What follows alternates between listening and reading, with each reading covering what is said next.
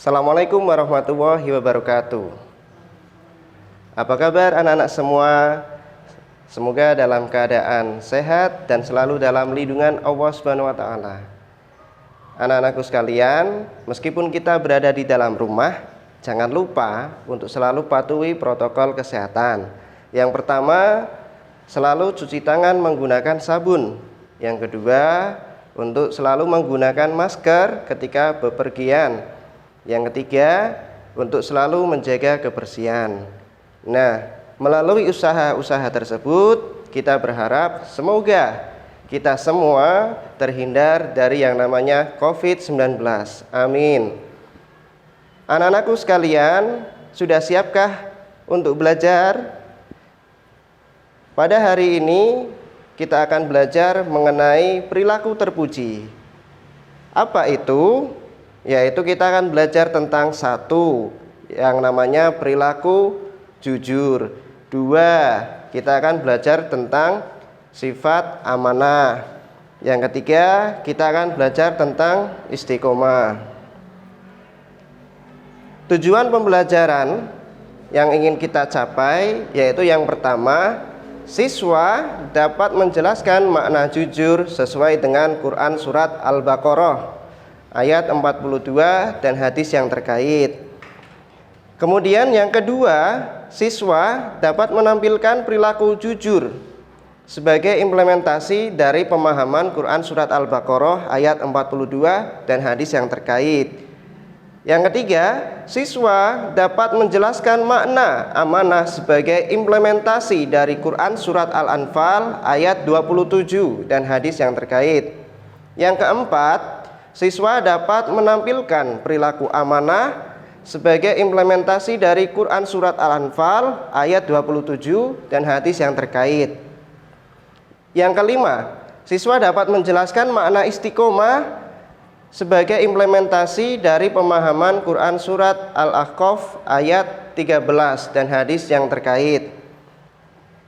Yang terakhir, yang keenam, siswa dapat menampilkan contoh perilaku istiqomah sebagai implementasi dari pemahaman Quran Surat Al-Ahqaf ayat 13 dan hadis yang terkait. Yang pertama, kita akan membahas tentang jujur.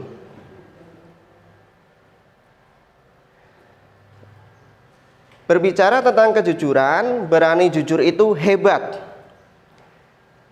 Kualitas dan tingkat kejujuran di Indonesia saat ini sangat rendah dan patut dipertanyakan. Berbagai perilaku ketidakjujuran dapat kita temui di sekitar kita dengan mudah melalui media massa ataupun media sosial, mulai dari lingkup yang pribadi, masyarakat, maupun hingga level pemerintahan. Nah, oleh karena itu, mari kita sebelum masuk ke materi, kita refleksikan diri kita berkaitan dengan nilai kejujuran ini. Yang pertama, pernahkah kamu berbohong? Yang kedua, kenapa kamu berbohong? Yang ketiga, sejak kapan kamu mulai berbohong?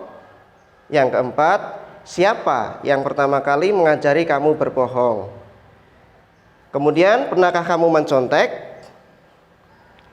Nah, kita refleksikan terhadap diri kita sendiri. Kenapa? Karena itu berkaitan dengan apa yang ada di dalam hati kita. Kemudian kita amati sekitar, kita amati lingkungan masyarakat kita. Banyak yang berkata bohong, kemudian mencontek, plagiarisme, berlaku curang, penipuan, korupsi. Nah, itu semua merupakan sesuatu yang tidak patut untuk dilakukan sebagai seorang muslim. Nah, oleh karena itu, lantas apakah ketidakjujuran adalah hal yang wajar? Menurut kamu, apa yang menyebabkan ketidakjujuran merajalela? Kemudian, siapakah yang harus bertanggung jawab dengan maraknya perilaku ketidakjujuran itu? Nah, mari kita refleksikan kembali. Kalau kita berbicara jujur, berperilaku jujur, apa yang akan kita dapat? Bagaimana perasaan kamu setelah berkata jujur kepada orang lain? Bagaimana perasaan kamu setelah berbohong kepada orang lain? Kemudian bagaimana perasaan kamu kalau orang lain berbohong kepadamu? Nah, biarkan hati kamu yang menjawab.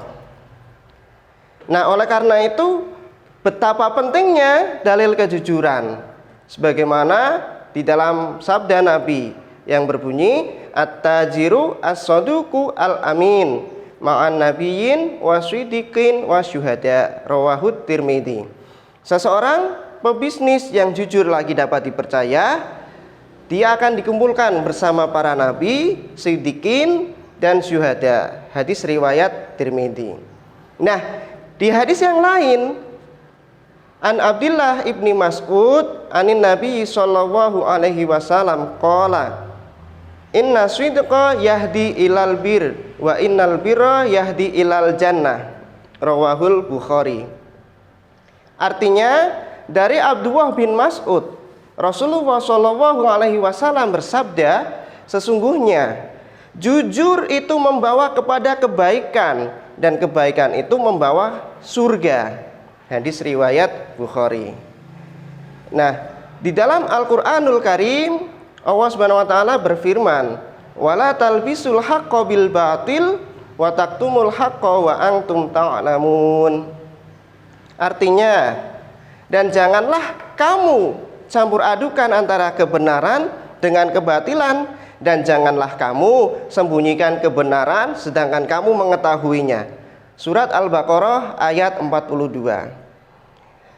Kita sudah mengetahui dalil-dalil tentang kejujuran. Oleh karena itu, mari kita untuk mempraktikkan kejujuran. Contohnya tadi, bahwa kita kalau menemukan sesuatu barang yang bukan milik kita, harus segera kita kembalikan kepada pemiliknya. Nah, apa sih hikmah atau manfaat dari kita belajar tentang kejujuran ini? Yang pertama, kita akan mendapatkan kepercayaan dari orang lain. Yang kedua, kita akan mendapatkan banyak teman. Dan yang ketiga, kita akan mendapatkan ketentraman hidup karena tidak memiliki kesalahan terhadap orang lain. Berikutnya, perilaku terpuji yang akan kita pelajari yaitu amanah. Apa itu amanah? Amanah artinya adalah terpercaya atau dapat dipercaya. Kemudian amanah juga berarti pesan yang dititipkan dapat disampaikan kepada orang yang berhak. Amanah ini wajib ditunaikan oleh setiap orang, adalah hak-hak Allah, seperti sholat, zakat, puasa, dan sebagainya. Kemudian amanah erat kaitannya dengan tanggung jawab. Orang yang menjaga amanah biasanya disebut orang yang bertanggung jawab. Sebaliknya, orang yang tidak bisa menjaga amanah, dia disebut sebagai orang yang tidak bertanggung jawab. Nah, amanah ataupun tanggung jawab itu merupakan sesuatu yang berat, tetapi dapat kita praktikkan bersama. Nah, apa sih yang mengharuskan kita untuk mempraktikkan amanah ini? Yang pertama, ada dalil innallaha ya'murukum an tu'addul amanati ila ahliha, yang artinya sesungguhnya Allah menyuruh kamu supaya menyerahkan segala jenis amanah kepada ahlinya. Surat An-Nisa ayat 58. Kemudian di ayat yang lain, ya ayyuhalladzina amanu la takhunu waha war rasula wa takhunu amanatikum wa antum ta'lamun. Wahai orang-orang yang beriman, janganlah kamu mengkhianati amanah Allah dan Rasulnya, dan janganlah kamu mengkhianati amanah yang diberikan kepadamu sedangkan kamu mengetahui. Kemudian dari hadis Nabi, kullukum ra'in wa kullukum mas'ulun an ra'iyati, fal amirul alladhi 'alan nasi ra'i 'alaihim wa huwa mas'ulun anhum. Rawahul Bukhari wal Muslim. Artinya dari Ibnu Umar, Rasulullah SAW bersabda, setiap kalian adalah pemimpin dan akan diminta pertanggungjawaban atas kepemimpinannya. Seorang kepala negara adalah pemimpin dan akan diminta pertanggungjawaban perihal rakyat yang dipimpinnya. Hadis riwayat Bukhari Muslim. Amanah itu ada 3. Yang pertama, amanah terhadap Allah Subhanahu wa taala. Amanah ini berupa ketaatan terhadap segala perintah Allah dan menjauhi segala larangan Allah. Dasarnya yaitu ya ayyuhalladzina amanu la takhunu waha war rasula wa takhunu amanatikum wa antum ta'lamun. Artinya, wahai orang-orang yang beriman, janganlah kalian mengkhianati Allah dan Rasul, dan janganlah kalian mengkhianati amanah-amanah yang dipercayakan kepadamu, sedangkan kamu mengetahuinya. Contoh dari amanah kepada Allah yaitu adalah melaksanakan perintah sholat dan sebagainya. Yang berikutnya yaitu amanah terhadap sesama manusia. Apa itu amanah terhadap sesama manusia? Amanah ini meliputi hak-hak antar sesama manusia.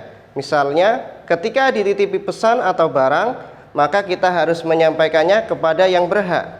Dalilnya apa? Yaitu innallaha ya'murukum an tu'addul amanati ila ahliha. Artinya, sesungguhnya Allah menyuruh kamu untuk menyampaikan amanah kepada yang berhak menerimanya. Surat An-Nisa ayat 58.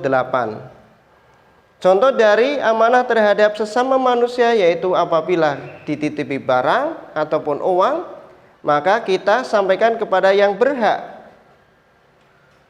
Berikutnya yang ketiga, amanah terhadap diri sendiri. Amanah ini dijalani dengan memelihara dan menggunakan segenap kemampuan demi menjaga kelangsungan hidup, kesejahteraan, dan kebahagiaan diri. Dasarnya, waladzinahum liamanatihim wa ahdihim ra'un. Artinya, dan sungguh beruntung orang yang memelihara amanah-amanah dan janjinya. Surat Al-Mu'minun ayat 8. Oleh karena itu, marilah kita mempraktikkan perilaku amanah ini dalam kehidupan sehari-hari. Seperti misalnya tukang parkir yang menjaga titipan secara tanggung jawab. Kemudian menjaga rahasia itu juga termasuk perilaku amanah. Kemudian tidak menyalahgunakan jabatan juga termasuk perilaku amanah. Nah, berikutnya apa sih hikmah perilaku amanah itu? Hikmah perilaku amanah yang pertama, kita menjadi dipercaya orang lain. Yang kedua, kita mendapatkan simpati dari semua pihak. Yang ketiga, hidup kita akan sukses dan dimudahkan oleh Allah Subhanahu wa taala. Yang berikutnya, perilaku terpuji istiqomah. Apa itu istiqomah? Istiqomah berarti sikap kukuh pada pendirian dan konsekuensi dalam tindakan. Dalam makna yang luas, istiqomah adalah sikap teguh dalam melakukan suatu kebaikan, membela dan mempertahankan keimanan dan keislaman walaupun menghadapi berbagai macam tantangan dan godaan. Seorang yang mempunyai sifat istiqomah itu ibaratnya seperti batu karang yang berada di tengah-tengah lautan yang tidak mudah goyah dan tergeser oleh hantaman ombak atau gelombang apapun. Nah, kenapa kita harus memiliki sifat perilaku istiqomah ini? Supaya kita menjadi orang yang lebih kuat pendirian. Karena dalilnya innalladzina qalu rabbuna wa tsumastaqamu fala khaufun 'alaihim walahum yahzanun. Artinya, sesungguhnya orang yang berkata Tuhan kami adalah Allah, kemudian mereka tetap istiqomah, tidak ada rasa khawatir pada mereka dan mereka tidak pula bersedih hati. Surat Al-Ahqaf ayat 13. Dalam kehidupan sehari-hari kita bisa mempraktikkan yang namanya perilaku istiqomah. Misalnya selalu menjalankan perintah Allah dimanapun, kemudian selalu belajar terus-menerus hingga paham. Kemudian apa hikmah perilaku istiqomah? Yang pertama, orang yang istiqomah akan dijauhkan oleh Allah dari rasa takut dan sedih. Yang kedua, orang yang istiqomah akan mendapatkan kesuksesan dalam kehidupan di dunia. Kemudian yang ketiga, orang yang istiqomah dan selalu sabar itu akan dilindungi oleh Allah Subhanahu wa taala. Nah, berikutnya ada beberapa tips berupa doa agar kita bisa istiqomah. Yang pertama, Allahumma musharrifal qulub, sharif qulubana ala ta'atik. Yang kedua, ya muqallibal qulub, tsabit qalbi ala dinik. Yang berikutnya, Allahumma a'inni ala dzikrika wa syukrika wa husni ibadatik. Nah, itulah pembelajaran kita kali ini. Semoga bermanfaat dan kita bisa bertambah wawasan dan pengetahuannya. Cukup sekian dari video pembelajaran ini. Terima kasih. Wassalamualaikum warahmatullahi wabarakatuh.